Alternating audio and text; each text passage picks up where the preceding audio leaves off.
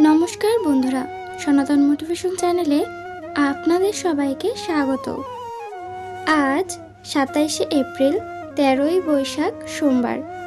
আজকের দিনেই পালিত হচ্ছে পবিত্র মোহিনী একাদশী।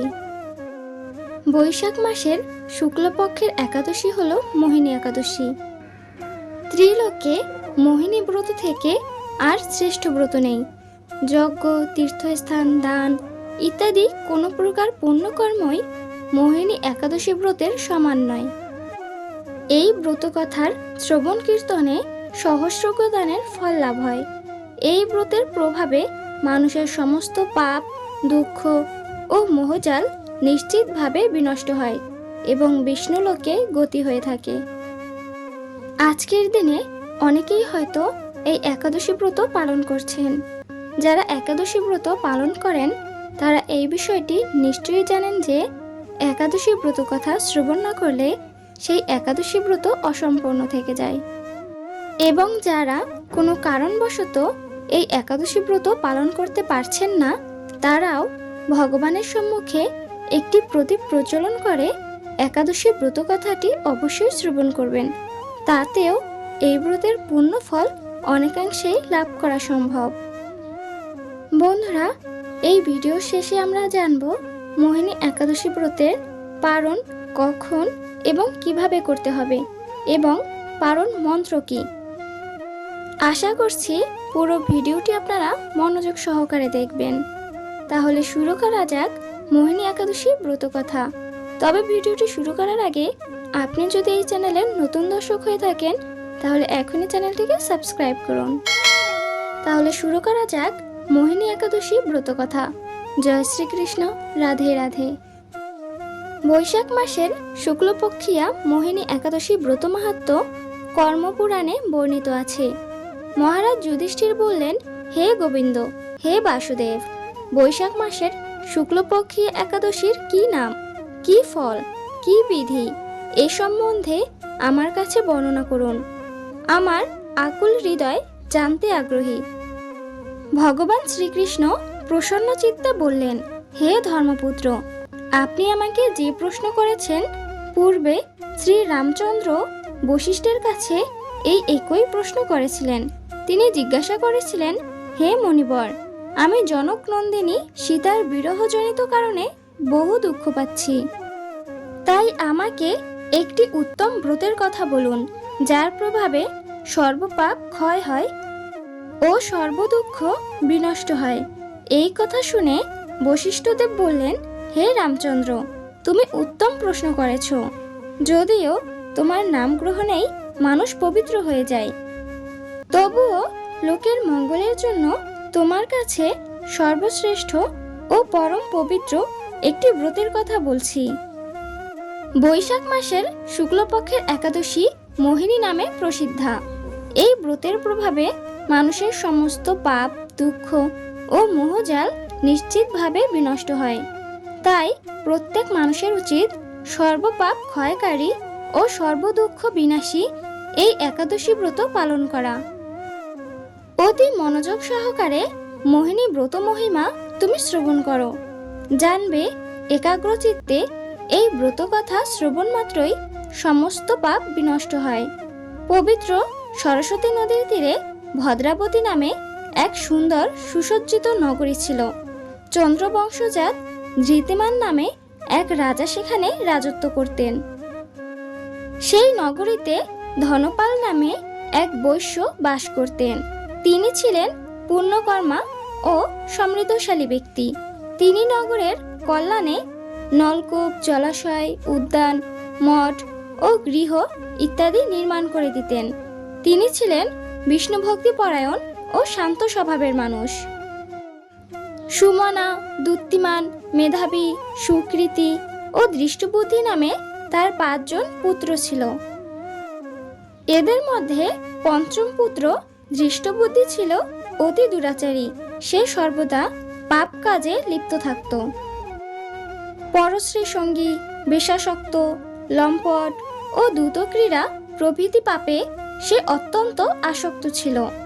দেবতা, ব্রাহ্মণ ও পিতামাতার সেবায় তার একেবারেই ইচ্ছে বা মানসিকতা কোনোটাই ছিল না।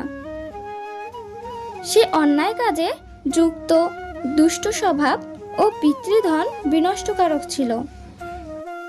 সবসময় অখাদ্য কুখাদ্য ভক্ষণ করত ও সুরাপানে মত্ত থাকত। পিতা ধনপাল একদিন পথ দিয়ে যেতে যেতে হঠাৎ তিনি দেখতে পেলেন দৃষ্টবুদ্ধি এক বেশ্যার গলায় হাত রেখে নিঃসংকোচে ঘুরে বেড়াচ্ছে। তার নির্লজ্জ পুত্রকে এভাবে চৌরাস্তায় ভ্রমণ করতে দেখে তিনি অত্যন্ত মানসিক আঘাত পেলেন। এরপর তিনি তার চরিত্রহীন লম্পট পুত্রের এমন কুরুচিকর কার্যকলাপ দেখে অত্যন্ত রুষ্ট হয়ে তাকে গৃহ থেকে বার করে দিলেন। শুরুর দিকে সে নিজের অলংকারাদি বিক্রি করে জীবন অতিবাহিত করতে লাগলো। এইভাবে কিছুদিন চলার পর তার অর্থাভাব দেখা দিল। ধনহীন দেখে সেই বেশ্যাগণ তাকে পরিত্যাগ করলো। অন্ন বস্ত্রহীন দৃষ্টবুদ্ধি ক্ষুধা তৃষ্ণায় অত্যন্ত কাতর হয়ে পড়ল। অবশেষে নিজের গ্রামে সে চুরি করতে শুরু করলো। একদিন রাজপ্রহরী তাকে বন্দী করলো, কিন্তু পিতার সম্মানার্থে তাকে মুক্ত করে দিল। এভাবে বার কয়েক সে ধরা পড়ল ও ছাড়াও পেল, কিন্তু তবুও সে চুরি করা বন্ধ করলো না। তখন রাজা তাকে কারাগারে বন্দী করলেন। বিচারে সে কষাঘাত দণ্ডভোগ করল। কারাভোগের পর অন্য উপায় না দেখে দৃষ্টবুদ্ধি বনে প্রবেশ করলো। সেখানে পশু পাখি বধ করে তাদের মাংস ভক্ষণ করে অতি দুঃখে পাপময় জীবনযাপন করতে লাগলো। দুষ্কর্মের ফলে কেউ কখনো সুখী হতে পারে না, তাই সেই দৃষ্টবুদ্ধি দিবারাত্রি দুঃখ শোকে জর্জরিত হলো। এভাবে অনেক দিন অতিবাহিত হলো। কোনো পুণ্য ফলে হঠাৎ একদিন সে কৌণ্ডিন্য ঋষির আশ্রমে উপস্থিত হলো। বৈশাখ মাসে ঋষিবর গঙ্গা স্নান করে আশ্রমের দিকে ফিরছিলেন। এমন সময় শোকগ্রস্ত দৃষ্টবুদ্ধি তার সম্মুখে উপস্থিত হলো। ঘটনাক্রমে ঋষির বস্ত্র হাতে এক বিন্দু জল তার গায়ে পড়ল। সেই জলের স্পর্শে তার সমস্ত পাপ দূর হলো এবং তার শুভ বুদ্ধির উদয় হলো। ঋষির সামনে সে কৃতাঞ্জলি পুটে প্রার্থনা করতে লাগলো, হে ঋষি শ্রেষ্ঠ, যে পুণ্য প্রভাবে আমি এই ভীষণ দুঃখ যন্ত্রণা থেকে মুক্তি লাভ করতে পারি তা কৃপা করে আমাকে বলুন। ঋষিবর বললেন, বৈশাখ মাসের শুক্লপক্ষের মোহিনী নামে যে প্রসিদ্ধ একাদশী আছে, তুমি সেই ব্রত পালন করো। এই ব্রতের ফলে মানুষের বহু জন্মার্জিত পর্বত পরিমাণ পাপরাশিও ক্ষয় হয়ে থাকে। মহামুনি বশিষ্ঠ বললেন, কৌণ্ডিন্য ঋষির উপদেশ শ্রবণ করে প্রসন্ন চিত্তে দৃষ্টবুদ্ধি সেই ব্রত পালন করল।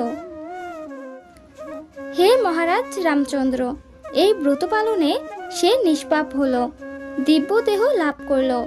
অবশেষে গরুরে আরোহণ করে সে সর্বশ্রেষ্ঠ ধাম বৈকুণ্ঠ ধামে গমন করল। হে রাজন, ত্রিলোকে মোহিনী ব্রত থেকে আর শ্রেষ্ঠ ব্রত নেই। যজ্ঞ, তীর্থস্থান, দান ইত্যাদি কোনো প্রকার পুণ্যকর্মই এই ব্রতের সমান নয়। এই ব্রত কথার শ্রবণ কীর্তনে সহস্র দানের ফল লাভ হয়। চলুন এবারে জেনে নেই মোহিনী একাদশী ব্রতের পালনের সময়সূচি সম্পর্কে।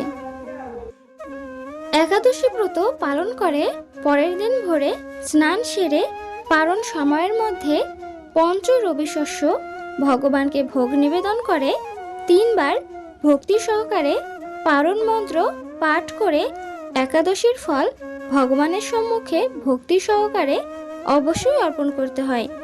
এরপর সেই অনুকল্প প্রসাদ গ্রহণ করে পারণ অর্থাৎ একাদশী ব্রত ভঙ্গ করতে হয়, নচেত পূর্ণ একাদশীর ফল লাভ থেকে বঞ্চিত হতে হয়। বাংলাদেশে 5টা 27 থেকে 8টা 3 মিনিটের মধ্যে এবং ভারতে 5টা 6 থেকে 7টা 42 মিনিটের মধ্যে পারণ সম্পন্ন করতে হবে।